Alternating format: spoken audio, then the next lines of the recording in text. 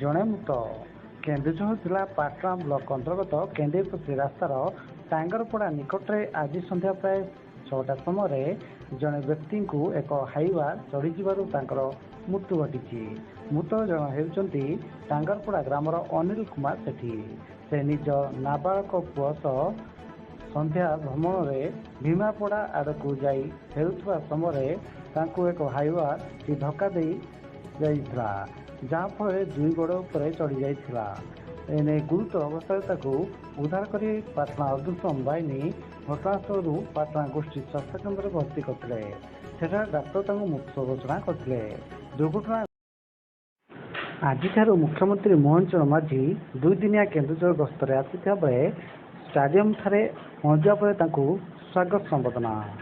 ଆଜିଠାରୁ ଓଡ଼ିଶାର ମୁଖ୍ୟମନ୍ତ୍ରୀ ମୋହନ ଚରଣ ମାଝୀ କେନ୍ଦୁଝର ଜିଲ୍ଲାକୁ 2 ଦିନିଆ ଗସ୍ତରେ ଆସିଛନ୍ତି।